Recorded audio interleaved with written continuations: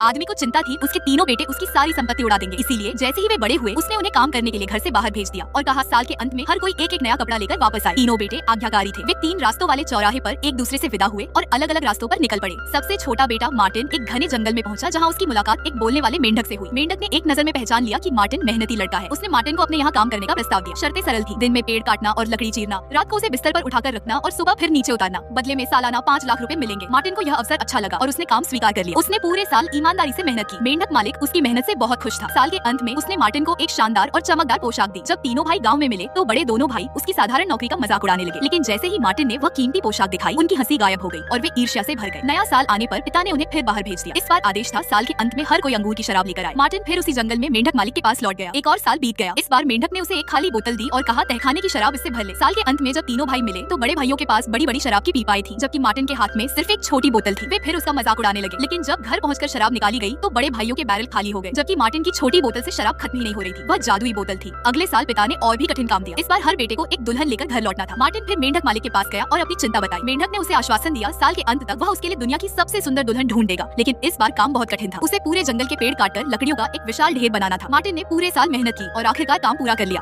साल के अंत में मेंढक ने उसे आदेश दिया वह उसे लकड़ियों के ढेर के सबसे ऊपर रख दे और फिर नीचे से आग लगा दे। साथ ही चेतावनी दी थोड़ी देर बाद चारों दिशाओं से हजारों मेंढक आएंगे और उसे उन्हें जलती आग में झाड़ू से धकेलना होगा। मार्टिन मजबूर था। उसने दांत भींचकर लकड़ियों में आग लगा दी। सचमुच कुछ ही देर में असंख्य मेंढक उछलते कूदते वहां आ पहुंचे। मार्टिन ने झाड़ू उठाई और पूरी ताकत से उन्हें आग में धकेलता गया। उसके हाथ दर्द से सुन्न हो गए, लेकिन उसने एक भी मेंढक को नहीं छोड़ आखिरकार लकड़ियों का ढेर और मेंढक मालिक दोनों जलकर राख हो गए। यह देखकर मार्टिन बहुत दुखी हुआ और वहीं सो गया। आधी रात को अचानक वहाँ एक भव्य महल प्रकट हुआ। मेंढक मालिक ने अपना असली रूप धारण कर लिया और एक सुंदर राजकुमारी में बदल गया। असल में राजकुमारी और उसका पूरा राज्य एक भयानक श्राप का शिकार थे। अब वह श्राप टूट चुका था।